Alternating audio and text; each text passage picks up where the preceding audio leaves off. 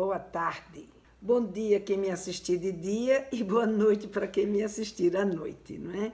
Mas sejam todos bem-vindos, quem está chegando aqui agora, não é? Estou vendo que está entrando bastante gente aqui pelo Instagram, aqui pelo Facebook está começando. Vamos lá então, vamos começar. Hoje a live de hoje tem um título, né, que se chama o medo, né, o namoro na adolescência, né, o medo que os pais têm, né, como lidar, né, com esses medos, né, como lidar com os medos desse namoro na adolescência, que é uma coisa que eu vejo ainda os pais ainda terem bastante, né? Então, quando eu estava começando a montar essa live hoje, eu estava refletindo sobre essa questão, né, do medo do namoro que os pais têm e lembrei muito do meu pai, né? O meu pai, isso na década de final de 60, começo de 70, quando eu e minhas irmãs estávamos entrando na adolescência, né?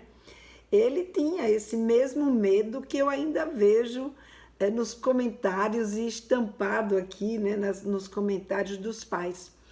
Agora, o meu pai, na época dele, né, chegar para mim, para minhas irmãs, e dizer que a gente só podia namorar depois dos 30 anos, né? Imagina, depois dos 30 era a idade que ele achava que a gente podia namorar, né? Na verdade, eu até entendia, né, essa aflição do meu pai, porque, afinal de contas, naquela época, o movimento feminista ele estava começando, né? Estava ali no seu início. Claro, já tinha começado, a gente já estava usufruindo já de alguns benefícios que a gente tinha conquistado, mas ainda era tudo muito inicial. As mulheres ainda não podiam ser o que elas quisessem ser. E o casamento ainda era o ponto mais forte de um reconhecimento de que aquela garota valia a pena. Então, o reconhecimento feminino estava muito ligado à capacidade desta garota de arrumar marido, né? Vamos usar assim a linguagem bem simples de arrumar marido. Quem não arrumava marido ficava mal falada, ficava, como é que diz? Era marginalizada. Então, veja, para o meu pai, esse cuidado excessivo, né, esse rigor com o nosso comportamento sexual era algo compreensível naquele momento, naquela sociedade que se lidava de uma forma tão rígida, né, com a sexualidade, principalmente a sexualidade feminina. Mas hoje que a gente vive num mundo muito mais liberal, onde os nossos meninos e meninas podem viver sexualmente do jeito que eles quiserem, como eles quiserem e serem o que quiserem, e que o casamento não é mais por aí que se mede o valor de uma mulher. Até porque tanto meninos quanto meninas hoje têm um olhar para o casamento diferente, não é? Não é porque aquela mulher conseguiu um casamento, é porque ele foi fruto de uma consequência. Ou pelo menos é assim que eu vejo, né? Ele é fruto da consequência da união de duas pessoas que viveram experiências e que se deram bem ao experimentarem, né, na sua vida essas suas experiências e que deu, como é que diz, andamento, né, nesse relacionamento e acabaram casando. Então o casamento hoje não é mais, ou não tem mais aquela função primordial que se uma mulher não casasse, ela não tinha um papel social. Hoje ela pode ter o seu papel social, não apenas casada. Casar é só um dos papéis sociais das mulheres. Casar, tanto para ela quanto para o menino, é uma condição que faz parte da vida, mas não mais um objetivo da sua existência, como foi uma época, não é? Então hoje a gente pode lidar com a sexualidade dos nossos meninos e meninas, até porque a gente hoje tem muito mais conhecimento, entendimento sobre o que acontece durante esse período, que não tem nada de anormal, e que a gente pode aprender a lidar com essa possibilidade, que é a possibilidade do namoro. Claro que eu entendo muitos medos dos pais, mas vamos entender aqui um pouquinho, né? E principalmente porque a gente, quando olha para o que acontece, que gera esse medo na gente, foi a gente mesmo que provocou aquela situação de medo na gente. Então você vai ver daqui a pouquinho, fica aqui comigo, que vocês vão entender melhor, né, o que eu estou querendo dizer com essa história da gente mesmo criar ou promover aquelas situações que tanto nos dá medo em relação ao namoro. Né? Então, mas antes eu queria que a gente tentasse entender, né, o que é um namoro. A gente tentasse entender o que é, né, a sexualidade na adolescência traz para a realidade de meninos e meninas esse desejo de namorar. Não é uma questão pessoal, não é o seu filho ou a sua filha que quer perturbar a sua paz e a sua tranquilidade. Não, é uma condição do desenvolvimento dele, do desenvolvimento natural dos seus filhos. E o que é o namoro? O namoro, ele é uma relação afetiva, né, mantida entre pessoas. Hoje já se fala, né, de trisal, de poliamor, de várias formas de se amar, mas em geral entre duas pessoas, e que essas pessoas se unem, né, mas se unem com um objetivo. Qual é o objetivo que as une?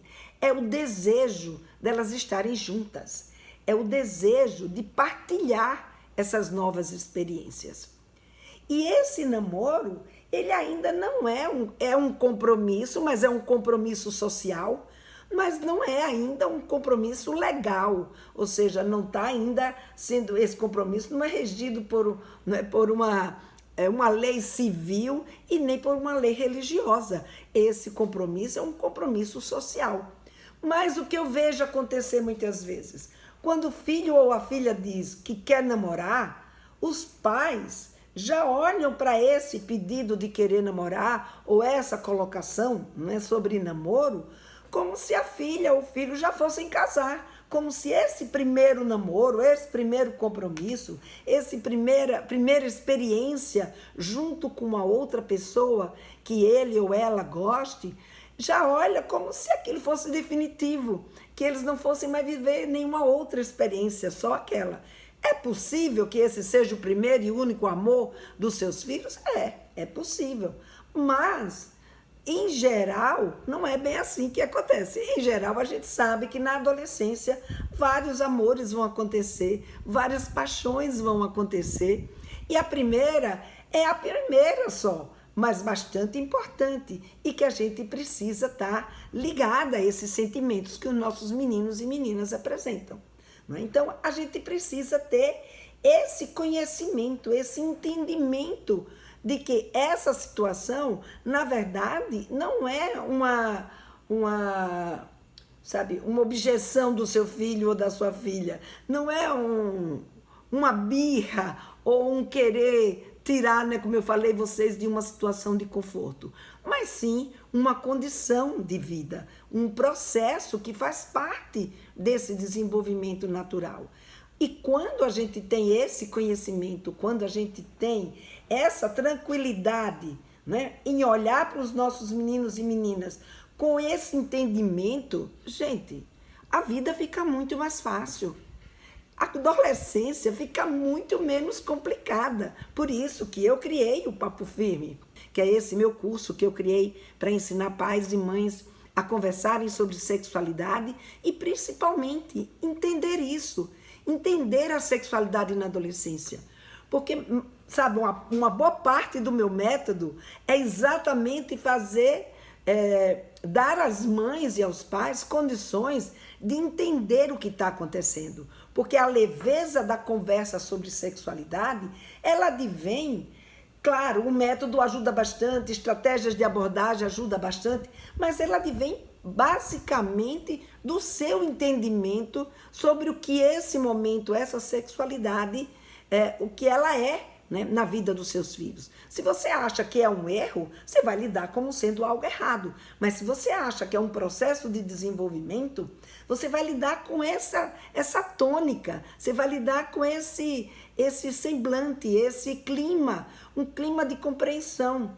E que por ser um processo de desenvolvimento, é claro que eles não vão acertar tudo de primeira, é claro que eles vão meter os pés pelas mãos, é claro que vai ter um monte de situação que a princípio, para gente que já viveu, já experimentou e hoje tem um outro tipo de olhar para essa situação, parece um absurdo que eles estejam errando nessas situações, mas não tem nada de absurdo, né? Tem um processo. E é esse processo que eu busco, né? É o entendimento desse processo que eu busco com o Papo Firme, para que vocês entendam o que é a sexualidade na adolescência.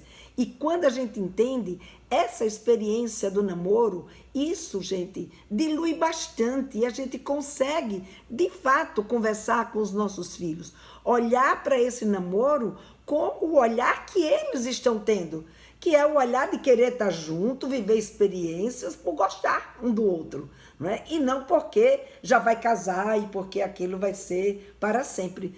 Até pode estar na cabecinha deles que isso vai ser para sempre. E até pode ser que seja, mas não é com esse olhar que a gente, como educador, deve olhar. A gente deve olhar como sendo um processo de vida. E nesse processo de vida tudo pode acontecer. Mas a gente então precisa estar junto para ajudá-los a tomar atitudes e lidar com essa relação afetiva de um jeito que seja positivo para a vida deles. Mas que é o que a gente mais quer, não é? Então, quando a gente olha para esse interesse sobre namoro como sendo uma oportunidade deles crescerem, uma oportunidade da gente melhorar o nosso relacionamento com eles, a gente tem aí um ponto muito mais favorável no nosso relacionamento com o seu adolescente, né? Então, quando a gente olha, Lena, mas que oportunidade que a gente tem? A oportunidade da gente falar o que a gente entende sobre amor, o que significa amor pra gente, o que significa namoro, o que significa, não é, viver essas experiências, como foi para vocês quando vocês viveram isso. Então, gente, é uma grande oportunidade de troca, é uma grande oportunidade de aprendizagem. Se a gente souber aproveitar, a gente não olha para o medo, né? Porque, como eu costumo dizer, o medo é um excelente companheiro, mas um péssimo conselheiro. Então, a gente olhar para o medo, sim, com uma pulguinha aqui atrás da orelha, para a gente ficar antenado e ajudar os nossos filhos a não cair em risco, a se colocar em risco, mas a gente não pode travar por esse medo. Ah, porque eu tenho medo, então minha filha não pode namorar. Isso não vai acontecer, né? Pode até na sua frente ela lhe obedecer, mas de fato não é isso bem que vai acontecer, né? Então deixa eu só olhar aqui, que tem uma colocação, eu entendo que está liberal demais, esbarrando na inversão dos valores. A inversão dos valores, ela acontece porque muitas vezes ele só ouve de um lado, não está ouvindo do outro. Do outro, não é? Na verdade, o que acaba acontecendo é uma imposição, e o adolescente na imposição, ele não aprende, ele aprende no convívio, nas experiências, na relação com quem está próximo dele.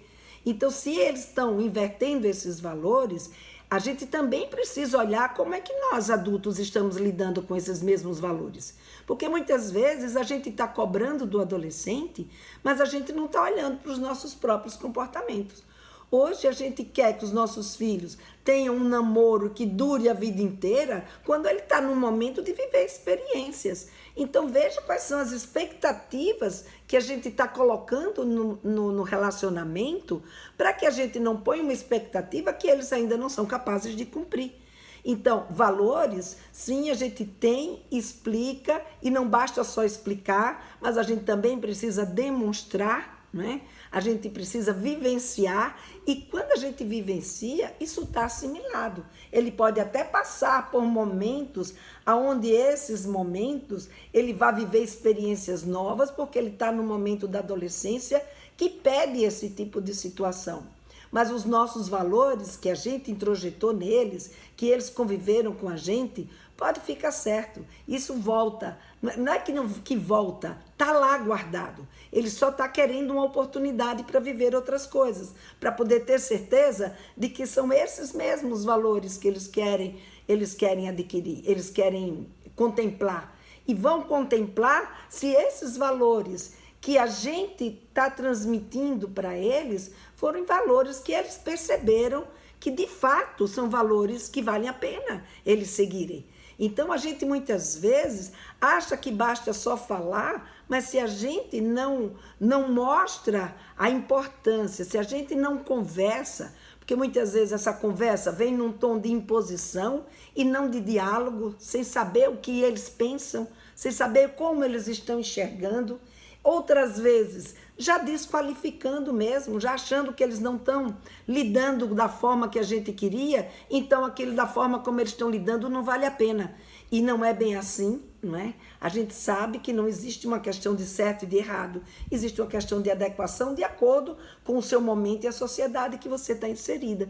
Então, é uma questão da gente dialogar, da gente conversar. Daí porque eu insisto tanto, né, em trazer para vocês essa possibilidade da gente conversar de fato com os nossos filhos, não fazer imposições.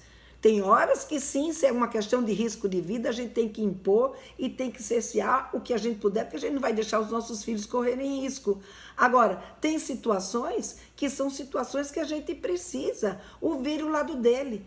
Porque se a gente não ouvir, a gente não sabe, não é, o que é que eles estão pensando. Então é preciso a gente conhecer esse desenvolvimento afetivo na adolescência para que a gente possa melhor entender o que está acontecendo com esse meu menino, o que é que está acontecendo com essa minha menina. Não é? E como é que isso se dá?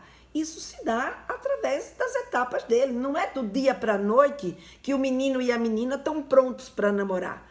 Não é? Então, primeiro a gente passa por um processo, né, de autodescoberta, do aprender a ser, né, do sexo que a gente é. Então, por exemplo, né, a menina por volta dos seus 9, 10, 11, como os meninos também, é uma fase, não é, que até o Vitor Dias chamou de a fase do grande amigo e da grande amiga. É um momento onde a amiga para a menina é muito importante e o amigo para o menino é muito importante. E não é qualquer amigo, eles elegem uma determinada amiga ou um determinado amigo que se torna uma espécie de espelho deles, para que eles aprendam a ser e se comportar do sexo que eles são. Claro, junto com esse amigo e essa amiga e tudo que eles transferem para esse espelho são as imagens que eles trazem dentro deles do que é ser homem e do que é ser mulher. E de onde foi que eles trouxeram, essas imagens? Eles trazem essas imagens dos seus modelos. Quem são os seus modelos? O pai, a mãe, né?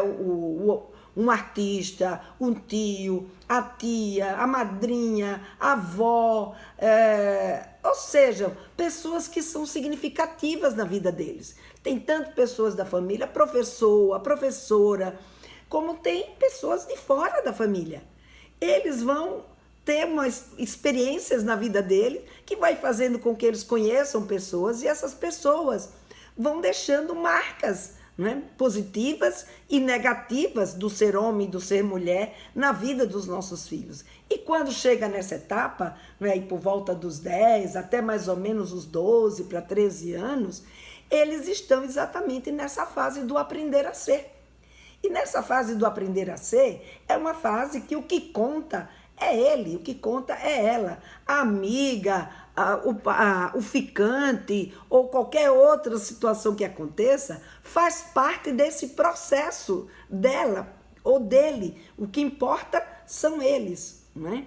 Então, muitas vezes, nessa idade, há muita confusão nos sentimentos, tanto da menina quanto dos meninos, mas principalmente das meninas, porque vivem uma relação muito mais intensa com essa sua grande amiga, e é daí que muitas vezes vem essa confusão delas se sentirem bissexual, quando ainda tem essa idade, quando nunca ficaram, nunca beijaram, nunca tiveram nenhum relacionamento com ninguém. Agora, se a gente sabe que isso acontece, na hora que a minha filha ou meu filho chega para me fazer uma colocação como essa, eu não fico apavorada e entro em pânico. Eu pergunto, é mesmo, filho? Porque eu sei que ele pode estar confundindo os seus sentimentos. Às vezes não, de fato, esses sentimentos podem perdurar? Pode, mas muitas vezes eles ainda estão... A maior probabilidade é de que eles estejam, de fato, confundindo esses sentimentos. E aí, se ele está confundindo esses sentimentos, é a hora que eu entro para ajudá-los a entender o que está acontecendo com eles. E quando eu tenho conhecimento sobre esse desenvolvimento da sexualidade na adolescência, eu consigo ter esse tipo de diálogo com meu filho ou com a minha filha, né? E entendendo que isso se trata de um processo natural do desenvolvimento dele. E mais, né, sabendo, né, que aquilo que está acontecendo com ele é algo que está acontecendo porque ele pode estar confundindo, ou ela pode estar interessada naquele momento por um garoto, mas na verdade não é bem um interesse. O que ela está sentindo naquele momento é uma necessidade de testar, né, de desenvolver o seu papel de mulher, ou ele de desenvolver o seu papel de homem. Então, esse entendimento sobre o processo de desenvolvimento afetivo é muito importante, né? E eu trago ele com bastante clareza no meu curso Papo Firme, porque eu tenho, sabe, dentro de mim essa certeza de que é o conhecimento, de que é a aprendizagem da gente que vai promover a aprendizagem dos nossos filhos. Eu não posso ficar só no meu achismo. Eu acho, foi assim que eu aprendi, então eu não quero entender o que está acontecendo a partir de agora, como é que diz? É modismo. Pode até ser, mas se eu não for buscar entender, se eu não for buscar compreender o que está acontecendo, eu não vou conseguir conversar com meu filho nem com a minha filha e não vou conseguir ajudá-los. E aí, sem saber, né, por não aprender sobre a sexualidade na adolescência, a gente acaba fabricando esses medos que eu falei para vocês. Os medos que a gente mais tem, que é do quê? Eu tenho medo que minha filha vai namorar, né, e chegue lá nesse namoro, o namoro começa a esquentar, ela começa a ter um relacionamento mais íntimo que ela não está preparada para viver, não é? Ou então eu tenho medo que a minha filha seja abusada, que alguém obrigue ela a fazer o que ela ainda não está preparada para fazer, ou então que o meu filho seja enganado, ou então eu tenho medo, sabe, que alguém se aproveite deles, que eles sofram estupro, que eles sofram abuso, né, que eles mintam, que eles se escondam da gente, né, que eles se afastem da gente. E esses medos a gente fabrica exatamente na hora que a gente não é empática com os nossos filhos. Na hora que eu não entendo o que de fato está acontecendo com os nossos filhos nesse momento que eles estão vivendo. Então, se eu sou uma mãe que não entendo e proíbo, vou lá e digo, não, filha, você não vai namorar, como por exemplo, né, meu pai proibia, como por exemplo, milhares de mães e de pais fazem e proíbem, o que vai acontecer? Aí sim, né? Ela vai namorar do mesmo jeito, como eu falei para vocês, não é porque a gente não quer que os nossos filhos vão deixar de fazer ou de viver experiências que são da vida dele. Eles podem não fazer na nossa frente, mas vão continuar fazendo, não é? Então, eles vão namorar do mesmo jeito, vão mentir, vão dizer para vocês que não estão namorando, mas estão namorando, vai se esconder. E ora, vai fortalecer a cumplicidade com esse namoro, com esse namorado ou com essa namorada. Por quê? Porque aí são dois contra vocês, entendeu? Eles vão se unir na falta, né, de compreensão que os pais têm em relação ao que eles estão vivendo, e aí vão se fortalecer nesse vínculo. Quanto mais a gente proíbe, mais a gente vai fortalecer esse tipo de situação. Deixa eu só ver aqui que eu deixei passar. Eu tô vendo que já caminhou muito. Meu filho tem 10 anos ainda e já fala que quer casar. Acho que é pelo que ele vê em casa, mas já estou me preparando para a adolescência dele e como conversar sobre a sexualidade. Muito obrigada. Olha, Mel, a hora é agora, hein? Estamos aí com a turma do Papo Firme, a 18ª turma do Papo Firme aberta, não é? E para você se preparar, a melhor coisa, eu estou aí do lado de vocês, junto com vocês, ajudando, né, de braços, de mãos dadas, né? Então, dentro do Papo Firme, além de vários conteúdos que podem te ajudar a entender essa sexualidade na adolescência, como você falou, no momento é claro que ele ainda não está pronto nem para namorar, quanto mais para casar, né? Então, na verdade, ele ainda está na fase da imitação, sinal de que o que ele vê em casa da relação sua com o seu marido é uma coisa que está deixando nele uma imagem positiva. E isso é muito bom. Ele vê em vocês uma forma de relacionamento que para ele é muito bom. Então, se ele está dizendo que quer casar, é porque ele quer imitar vocês. E se ele quer imitar vocês, é porque o que vocês estão oferecendo para ele é algo que faz bem a ele, não é? Agora, é claro que vai chegar a adolescência, ainda muitas águas vão rolar por essa ponte, né, da vida dele, e ele ainda vai ter tempo para fazer as suas escolhas. E se puder contar com a sua colaboração, a sua experiência, né, a sua atenção, a sua empatia nesses momentos de vida dele, isso daí é de fato bastante importante para ele se desenvolver com bastante positividade, né? Que é o que a gente quer, que eles façam escolhas assertivas, que eles vivam a sua sexualidade na adolescência, mas vivam com responsabilidade. E para eles terem responsabilidade, eles precisam aprender a ter responsabilidade. Responsabilidade não é uma coisa nata, a gente não nasce com ela, a gente precisa desenvolver nos nossos filhos. Deixa eu ver aqui, boa tarde. O menino que quer namorar com a mãe pelada. Fernando, de novo essa história do menino pelado com a mãe. Depois a gente conversa, tá? Me manda um direct, tá? Mãe pode ensinar o seu filho sobre primeira relação sexual ou não? Sim, a mãe pode e deve ensinar o seu filho sobre relação sexual. Ela não tem que explicar detalhes de como é que se faz determinados carícias, mas ela pode falar o que é, que carícias que são, o que envolve um relacionamento sexual, não é? Mas na live sobre primeira vez, eu vou fazer uma live aqui de novo sobre primeira vez, a gente fala melhor sobre essas questões de carícias, tá bom, Fernando? Agora, nessa situação, claro que a mãe não só pode como deve orientar os seus filhos sobre o relacionamento sexual. Principalmente se o seu filho ou sua filha está começando a namorar, começou a namorar. Então, conversar com eles, que é isso que eu estava dizendo, é uma grande oportunidade. A oportunidade de poder conversar, não de vir colocando os medos, não de vir, falando das coisas ruins que podem acontecer com eles. Mas começa conversando, falando das coisas boas que são. Não é porque a gente fala das coisas boas que o outro vai lá e vai replicar. Ele pode até ter desejo de viver isso, mas para viver, entre você querer e ter condições de viver, exige uma maturidade. E muitas vezes pode ainda não estar maduro para viver isso. E se viver, é porque já estava maduro para isso. Então a gente precisa conhecer os nossos filhos. E para você conhecer, você tem que saber o que ele pensa. Você precisa saber como ele age, o que acontece com eles nesse momento, né?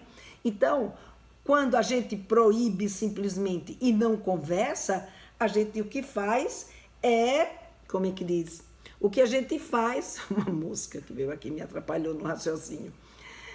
O que a gente faz, na verdade, é afastar os nossos filhos da gente, né? Enquanto que se você está próximo, se você vai e você acolhe e você conversa com seu filho, né, você então você vai poder, né, trazer ele para perto de você. Você vai fortalecer uma cumplicidade, não com o namoro deles, né, mas sim uma cumplicidade com você. E é isso que a gente quer. Então, esses medos, o medo da mentira, o medo da filha ser enganada, né, de trocar carícias que ainda não está pronta, medo da gravidez na adolescência, do abuso sexual, do estupro, tudo isso pode ser amenizado se a gente conhece a realidade dos nossos filhos.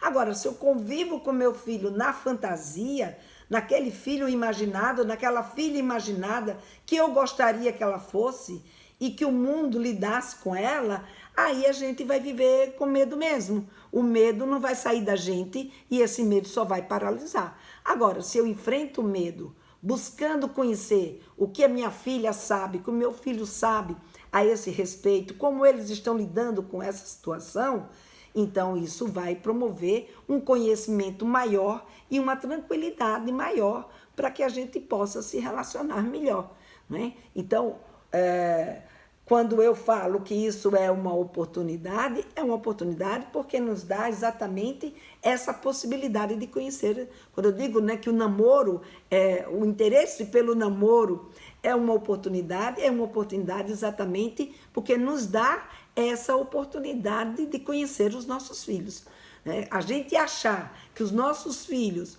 vão fazer o que a gente quiser, ou seja, que a gente vai ser capaz de controlar a vida deles, não é? E que eles só vão namorar na hora e com a pessoa que eles bem entenderem, né?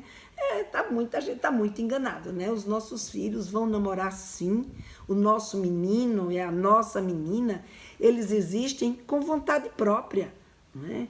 Eles vão viver suas experiências, suas curiosidades e o máximo que a gente pode fazer é educá-los, que é o nosso papel, é estar junto, é poder compartilhar com eles as vivências que eles estão tendo e poder junto orientá-los naquilo que eles possam estar correndo risco ou estarem vulneráveis, e é aí que a gente entra nesse nosso papel, não é? Então, os filhos perguntar sobre namoro, né, ainda nessa idade, com 10, 12 anos, é também uma outra grande oportunidade, porque nessa idade, como eu acabei de dizer para vocês, eles ainda não estão prontos para vivenciar de fato um namoro com outra pessoa. Eles ainda estão numa fase que é olhando muito para ele, aprendendo a se desenvolver, a ser, né? Então, nesse momento, eles têm interesses para poder se desenvolver, mas eles ainda não estão prontos para viver essa experiência. E aí é muito legal, porque é exatamente no momento onde eles ainda estão muito ligados a vocês e onde vocês vão poder fazer essa troca, né? De poder ter um diálogo com os seus filhos, aonde você ensina e eles aprendem, aonde eles te trazem os questionamentos deles e vocês também aprendem com esses questionamentos deles. Então, o diálogo, ele dá a gente, né, essa autoridade, a autoridade no assunto, né, vai fazer com que eles entendam, poxa, a minha mãe entende, a minha mãe é uma pessoa legal da gente conversar sobre namoro, não é? Foi o que aconteceu com uma das minhas alunas do Papo Firme, que no começo ela não podia nem pensar na filha namorando, não é? E depois ela estava conversando e virou uma confidente, né? Não só da filha, como das amigas da filha. Não é? E todas as amigas diziam, a sua mãe é mó legal, né? Aliás, tem aí um dos depoimentos que estão lá no blog, é exatamente esse, né? Das amigas dizerem que a mãe dela era maior legal, porque elas conseguiam conversar sobre os meninos que elas estavam interessadas, que elas achavam bonitas, sem vir com esse julgamento, sem vir já achando que aquilo era para a vida toda, ou botando, né, limite, ou proibindo, enfim, situações que acabam afastando. Então, o diálogo, ele é imprescindível. E uma das coisas, né, no Papo Firme, que eu faço questão de trazer, é exatamente um diálogo onde a gente consiga, né, identificar e esclarecer claramente, a gente ter clareza sobre o que é que você está pensando, quais são os seus sentimentos como mãe, né? Porque nós temos os nossos sentimentos, nós temos as nossas expectativas. E eu sei que não é fácil, a gente muitas vezes se vê frustrado naquilo que a gente tem expectativa ou naquilo que a gente estava pensando. E muitas vezes eu vejo, né, as mães acharem que o fato do seu filho ou da sua filha não pensar como ela pensa e não valorizar as expectativas que ela tem, ela começa a achar que aquilo é uma questão, sabe, de rejeição ao pensamento dela. E não necessariamente é rejeição a você. Pode ser uma rejeição àquilo que você está pensando, por não pensar igual a você. Pode ser uma rejeição àquela expectativa que você está tendo, porque talvez ele ou ela não seja capaz, né, de atender a essas expectativas integralmente, como muitas vezes a gente tem ou quer. Mas isso não quer dizer que ele deixou de te amar, isso não quer dizer que eles deixaram de, sabe, de te ouvir, isso não quer dizer que por eles pensarem diferente, por eles serem diferentes, eles deixaram de ser, sabe, uma pessoa que te amava, que te ama. Não. Do mesmo jeito, eles temem que vocês deixem de amá-los se eles demonstrarem que pensam diferente de vocês. E aí o que acaba acontecendo? O diálogo não acontece. Então, essa identificação, né, da gente perceber que a gente é diferente, que a gente pode pensar diferente, mas que a gente também pode ter uma aprendizagem, ter uma troca, é isso que vai favorecer esse relacionamento entre vocês, né? Boa tarde, como passar a mensagem nessa idade de que o namoro não tem tanto compromisso sem banalizar o sentimento, quando eles acham que o agora é para sempre. Eu acho que a gente tem que respeitar o sentimento deles. Nossa, filho, você está assim tão apaixonado, de fato. Eu também, você pode até contar, eu também na tua idade, sabe? Eu quando namorei, tive meu primeiro namorado, a minha primeira namorada, enfim, quando eu tive meu primeiro namorado, eu também me apaixonei. Nossa, eu tinha, sabe, a gente tem mesmo, né, essa sensação de que é para sempre. Pode ser que seja, mas pode ser também que não seja, né? Então, você não precisa ficar trombando. Então você chega para ele e respeita o momento deles. O importante não é ele saber que esse namoro não é para sempre, porque aí você quebra o encanto dele.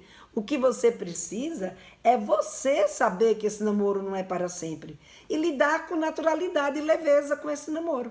Então, é entender, respeitar o sentimento dele, porque quando ele diz, ou ela diz, não é para sempre, eu amo fulano, fulano é para mim aquilo, sabe, de mais importante, porque é de fato nesse momento. Agora, o que é nesse momento, amanhã pode não ser. E para eles, muitas vezes, esse entendimento ainda é muito difícil. E a gente querer ficar batendo uma tecla para eles entenderem, verem o mundo com os mesmos olhos que nós adultos temos, é muito difícil. Você vai ficar trombando, criando conflito e não vai conseguir fazer com que ele entenda. Então, o mais importante aí não é ele entender, mas sim você, né? Entender e podendo ajudar. Então, quando esse relacionamento terminar, aí você traz. O que é que vai acontecer? Ele começa aprendendo pela experiência própria. Então ele vai vendo que aquele primeiro amor, que ele tanto, né, se apaixonou e achava que era para sempre, ele vai percebendo que aí, na sua experiência, as coisas vão acontecendo. Por isso que a gente precisa deixar nossos filhos viverem as experiências deles. Eles não vão poder viver as nossas. A gente não vai poder viver por eles aquilo que é deles. Então a gente precisa permitir, estar junto para acolher, mas permitir que eles vivam as experiências. Minha filha tem 10 anos, como devo conversar com ela sobre sexualidade? Ela já fez e faz algumas perguntas. Janaína, você está na hora certa e no lugar certo, né? Eu estou exatamente aqui colocando que tem um curso chamado Papo Firme, que é um curso onde eu ensino para vocês, trago o que a gente precisa conversar, como conversar, quais são os temas que a gente não pode deixar de fora, por onde começar. Então, tudo isso está no Papo Firme, né? Porque nessa idade dos 10 anos é uma idade onde você vai precisar começar a conversar com ela sobre o que é que ela sabe sobre corpo, né? Das mudanças. Então, tem muitas questões aí envolvidas. Obrigada. Cristiana, muito obrigada. Bom, então vamos lá, vamos dando continuidade aqui, né? Então a gente precisa praticar essa diferenciação, né, do que é meu e do que é que são dos meus filhos, porque quando eu percebo que aquilo é a minha vida, são as minhas experiências, e essa é do meu filho, são as experiências dele, são as experiências dela, eu respeito e não me sinto frustrada nem agredida, porque tem algumas delas que não batem exatamente com o que eu queria, mas é porque simplesmente eu queria, é um capricho meu, sabe? Não está pondo ele em risco, não está pondo ela em risco, então eu preciso olhar, não é, para os meus posicionamentos, né? E fazer essa diferenciação, tá? Então vamos lá.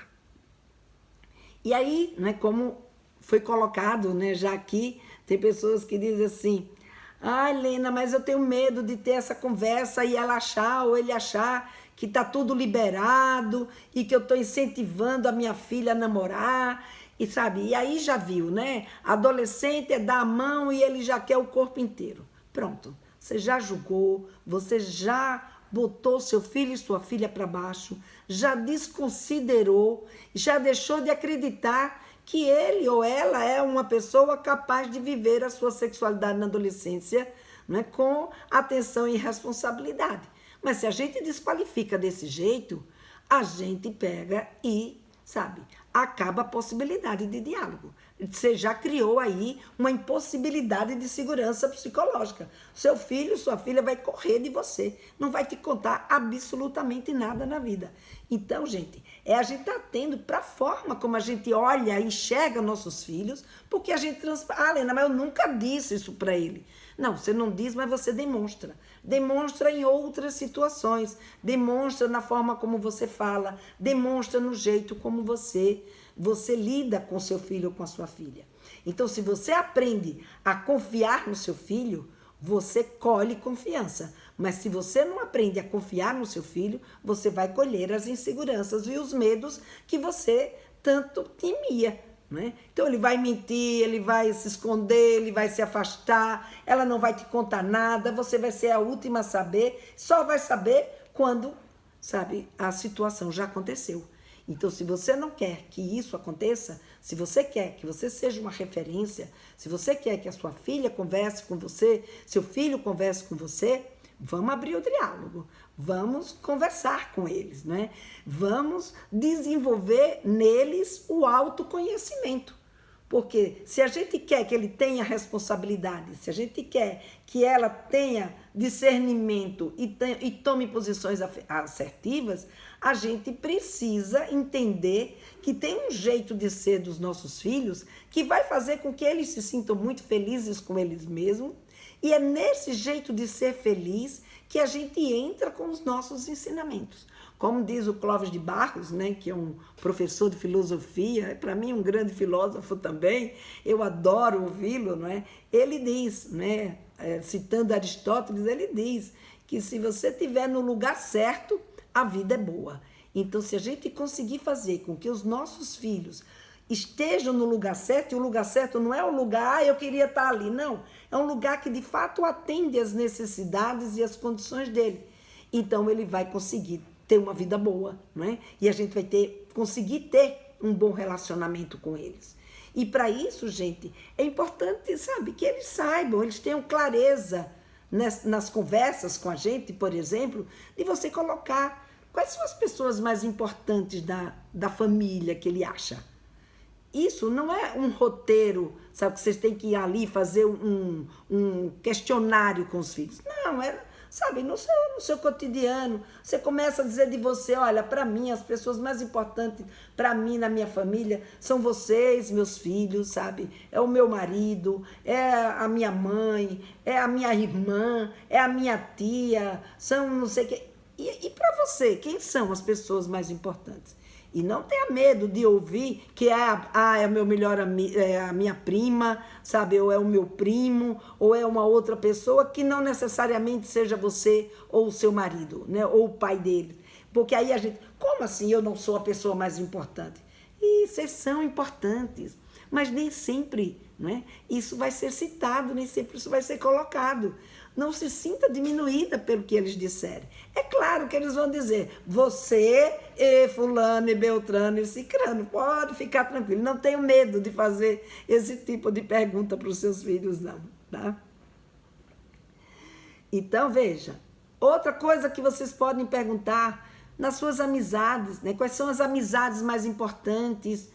Né? Então, muita mãe, mas eu queria ser a amiga mais importante da minha filha ou do meu filho. E ele diz que o mais importante é o Carlos, é a Joana. Gente, é claro, são os amigos dele, né? É diferente a relação. Então, nós somos os pais, temos um lugar muito importante na vida deles. Os amigos têm outro lugar que também são muito importantes na vida deles. Então é isso que a gente precisa entender. Cabe todo mundo, não precisa ficar com ciúme, não precisa se sentir diminuído, porque o seu filho ou a sua filha disse que a pessoa mais importante, o amigo mais importante, não foi você, por exemplo, né? No meu tempo livre, você gosta de fazer o quê? Então, sabe, tem uma relação de perguntas que a gente pode ir fazendo e pode ir anotando, se você quiser, pode até fazer isso como uma forma de brincadeira e, sabe, e virar um grande papo, uma grande conversa entre vocês e seus filhos. Então, no meu tempo livre, sabe, no meu tempo livre eu gosto de nadar, no meu tempo livre eu gosto de ir à praia, no meu tempo livre eu gosto de ir ao cinema, no meu tempo livre eu gosto disso, eu gosto daquilo. E por que essas conversas, né? Da gente perguntar, eu me sinto atraente quando? Eu me sinto atraente quando eu sinto que eu produzi alguma coisa que as pessoas gostaram, eu me sinto atraente quando eu me sinto mais magra, eu me sinto atraente quando as pessoas me procuram, né? Então eu estou nervosa e o que me acalma é cantar, ou o que me acalma é conversar com alguém, é conversar com a minha mãe, é conversar com o meu pai, ou o que me acalma, sabe, é ir para casa da minha amiga. Enfim, cada um vai dizer, né, o que tem isso aí de importante, né, para eles. Eu me destaco na escola ou no trabalho, sabe, quando eu apresento, por exemplo, um trabalho, ou quando eu tiro uma nota boa, ou quando é o tema de história, ou quando é o tema de matemática. Gente, isso pode dar, como é que diz, ensejo a tantas conversas deliciosas e que você vai conhecendo o teu filho e a tua filha, né? Inclusive descobrindo qual é o seu maior dom. Aí você pode dizer, olha, o meu maior dom é cantar, o meu maior dom é bordar, o meu maior dom é cozinhar. E o seu? O que você acha que seja o seu maior dom? E vai tirando deles. E isso, gente, é algo muito importante. Você pode, inclusive, escrever essas coisas ou pedir para eles escreverem, porque aí, quando eles estiverem num relacionamento que essas coisas que eles estão dizendo não estão sendo contempladas, aí você pode... Lembra aquela conversa que a gente teve e que você falou que, sabe, você se sentia bem e que a forma como você se sentia melhor era quando você, sabe, estava na praia? E por que você não vai mais à praia? Porque meu namorado não deixa eu ir para a praia. Como assim seu namorado não deixa? Não é? Então aí você começa a fazer eles perceberem o que gostam, para não abrir mão do que gostam, do que são, quando eles se relacionam com alguém. Então, em vez de a gente lidar com o medo de uma forma de, sabe, proibindo e mantendo esse medo na gente, a gente precisa encarar esse medo, abrindo esse tipo de conversa com nossos meninos e as nossas meninas, para que eles se autoconheçam e a gente também conheça eles. Porque é assim que a gente vai podendo ajudá-los nesse entendimento, né, de como que eles estão se sentindo nesse momento e das coisas ou das pessoas que o atraem. Ou se você começa a perceber que eles estão fugindo muito daquilo que sempre disseram ser, vocês questionarem. Sabe, poxa, mas eu lembro uma época que a gente conversou, você falou, né, que uma coisa que você gostava, sabe, que lhe destacava na escola, era, sabe, o tema de português ou o tema de geografia, sabe, e agora eu não vejo mais você interessado na escola, por quê? Né? E aí você vai questionando, porque agora só tem cabeça para o namorado. Sim, o namorado é importante, é muito legal, é muito bom, mas ele não é tudo, é só uma parte, né? Então é isso que a gente precisa trabalhar nos nossos meninos. É o entendimento de que o parceiro não é, né, como sempre foi dito e se tem trazido, né, um parceiro, uma pessoa que a gente ama, não é a nossa cara metade, não é a minha metade. É uma pessoa com quem eu compartilho minha afetividade e minhas experiências, mas não a minha metade. Eu sou inteira, não me falta nada, não. O outro é uma parte da minha experiência de vida, não de mim mesmo. Então, o outro precisa contemplar aquilo que me faz bem. Se esse outro está contemplando e me botando para baixo, me diminuindo, me colocando numa situação, né, de afastamento da família, numa situação, né, ruim para a minha convivência familiar, é hora, aliás, antes disso, né, a gente precisa já ter feito esse tipo de exercício com eles, porque aí já vai ser tarde demais. Por quê? Porque o que é a paixão? O que é a paixão, gente? A paixão, quando acontece, a gente torna aquela pessoa a pessoa mais especial da nossa vida. A gente não acha mais graça em nada nem em ninguém. Aquela pessoa se torna muito especial. E se eu embarco numa paixão sem ter consciência de que além dela existem outras coisas especiais na minha vida, eu posso e corro o risco de viver um relacionamento abusivo. Tá? Então, é muito importante. É isso, Raquel. Autoestima é tudo. Estou adorando o curso. Ai, Anne, que bom. Você já começou, você é minha aluna, né? Do Papo Firme, você entrou nessa turma. Que legal. Tem que ser uma soma e não uma. Exatamente. Não existe essa história de que a gente está dividido e que o outro é a nossa metade. Então, se você quer que o seu filho ou sua filha não viva um relacionamento abusivo, ensine aos seus filhos, sabe, que você não é metade de ninguém e que eles também não serão metade de ninguém. Eles serão inteiro. E é isso que dá aos nossos filhos autoestima, empoderamento e capacidade para lidar com os relacionamentos afetivos. E quando a gente mostra para os nossos filhos, consegue fazer com que eles tenham esse senso crítico, né? Claro, eles vão se apaixonar, vão, o amor é cego, vai se apaixonar por quem você quer? Provavelmente não, porque não é você que determina o gosto do seu filho ou da sua filha. Vai se apaixonar por quem eles se apaixonaram, por quem chamou a atenção deles, quem despertou a atenção deles.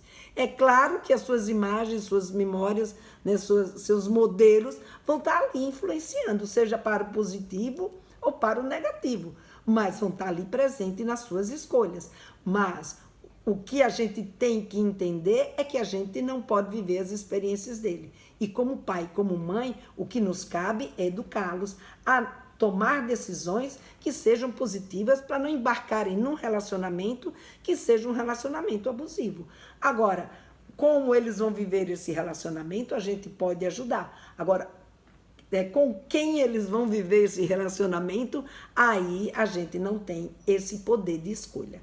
Então, a gente entender, né, que os nossos filhos têm vida própria e que a gente pode estar ali para orientá-los, isso faz com que a nossa conversa seja uma conversa mais leve, seja uma conversa que ajude os nossos filhos a terem noção do que está acontecendo com eles e poderem tomar decisões assertivas. Então, não adianta não querer que eles namorem. Vão namorar. Ah, tem medo das carícias? Vamos conversar sobre carícias. Tem medo da relação sexual? Vamos conversar sobre relação sexual. Então, o caminho para a gente lidar com os nossos medos é a gente falar com os nossos filhos sobre os nossos medos. Pode, inclusive, dizer, tenho medo, tenho insegurança, porque eu não sou você e não sei como você vai lidar. Então, eu preciso ouvir de você para poder saber como você vai lidar e poder te orientar.